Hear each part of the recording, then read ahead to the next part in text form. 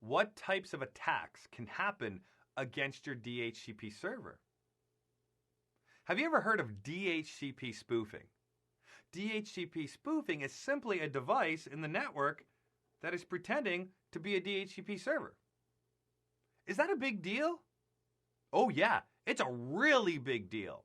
Now why is that? Well, do you remember the DHCP process?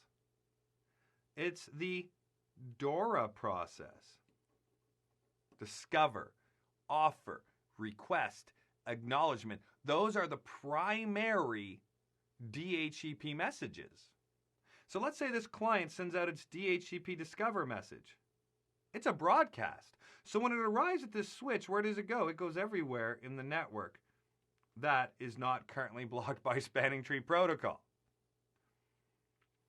Let's say this default gateway was set up as a relay agent. It would relay that on.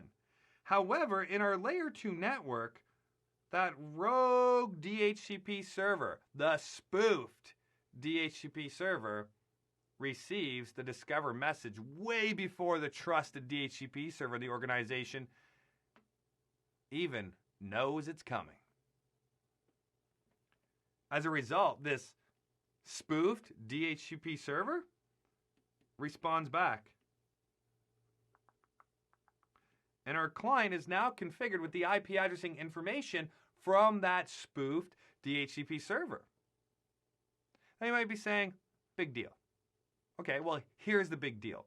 Number one, the attacker could be giving out addressing information that doesn't even work on the local area network. And as a result, the client cannot reach any device in the local area network, and it can't reach its default gateway. So they've caused a denial of service attack against the client. Even though they have addressing information, it's inappropriate addressing information. But it can get worse than that.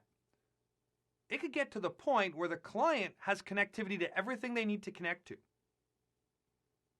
But what the attacking DHCP server has done, that spoof server, it has given out the information that is necessary for successful connectivity, but it is really pointing the client in the wrong direction. For example, to get to the internet, instead of giving the client the default gateway's IP address right here, it instead gives it the IP address of a different device, a device that is running packet capturing software. So then all the client's traffic goes to that packet capturing device and then is forwarded on out to the internet. The client's none the wiser, but we just experienced a man-in-the-middle attack simply because the client was given inappropriate IP addressing information. So we really don't want to have rogue DHCP servers within our environment. But another type of attack could be an attack directly on our DHCP server.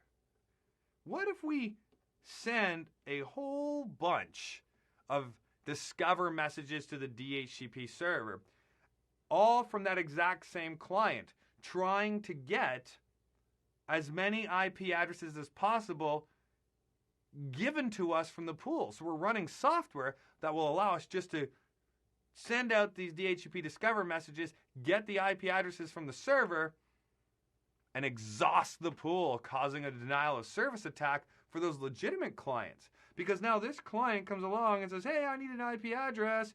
DHCP server says, oops, no more addresses in the pool, sorry.